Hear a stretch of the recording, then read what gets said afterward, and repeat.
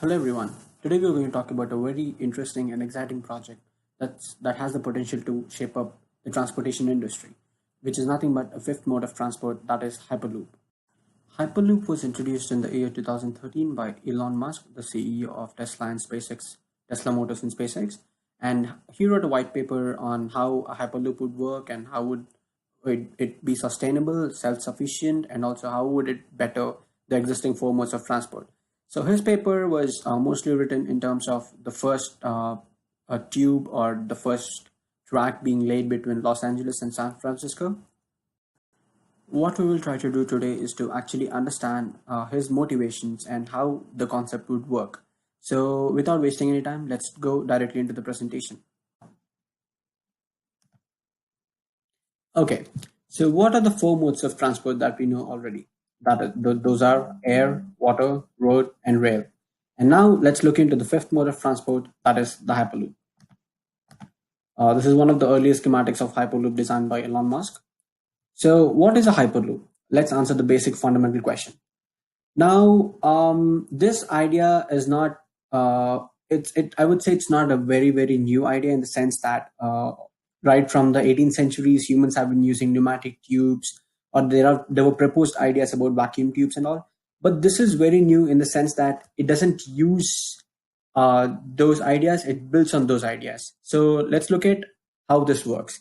Now, this mode of transport is a proposed mode of transport for both passenger and freight transportation, which instead of using a vacuum tube, it's actually near vacuum, that is low pressure containers or low pressure tubes, which propel the passenger pods or the freight transportation pods at almost the airline speeds, that is theoretically close to 500 miles per hour.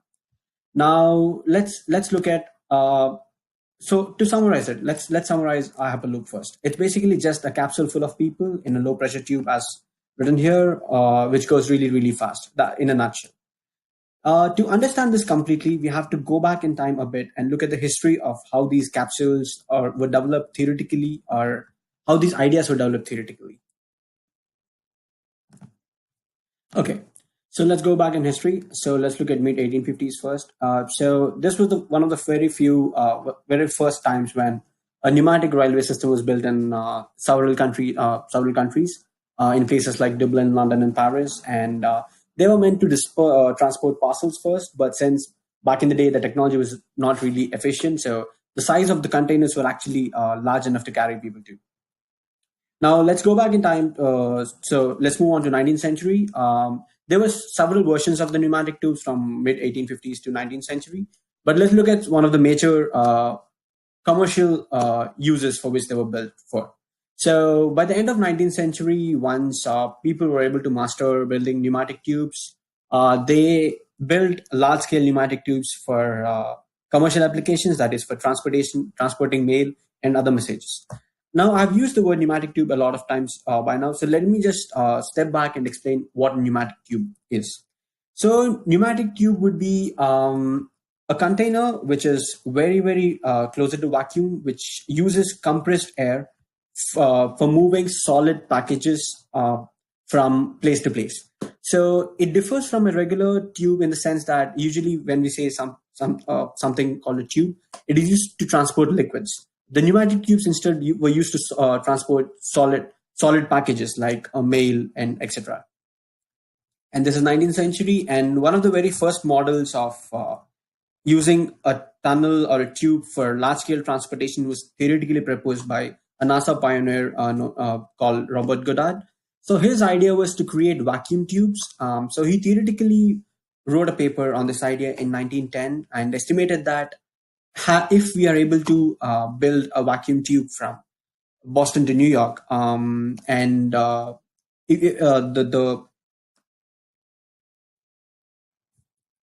yeah. So if we are able to build such a tunnel from New York to Boston, so we would have been able to transport people in about 12 minutes, according to his theory. Now moving on to early 2000s, so the next major application or a proposal was proposed by ET3, a commercial company, so which designed a small scale pneumatic and a maglev train, which is also built on similar principles, which we discussed earlier on pneumatic tubes.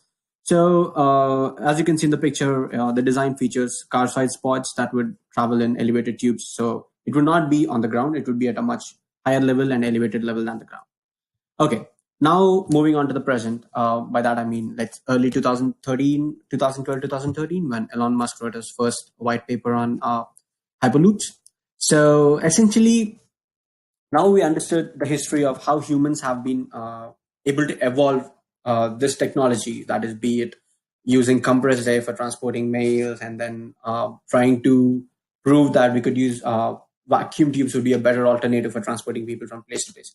So Elon Musk suggested this idea that so he was actually inspired by all these ideas, and so using low pressure tubes to attain a very airline speeds, that is high airline speeds, so theoretically close to 500 miles per hour. That is because since we are using low pressure containers, there would be very little aerodynamic drag, which will allow us to attain such high speeds. So to uh, to use an analogy in terms of the road transport, a very less aerodynamic drag would be like very less amount of friction. So essentially, we would be going from Flintstones to Jetsons because we'll be attaining such high. We have been evolving in terms of transportation industry. We'll be moving on from this to this.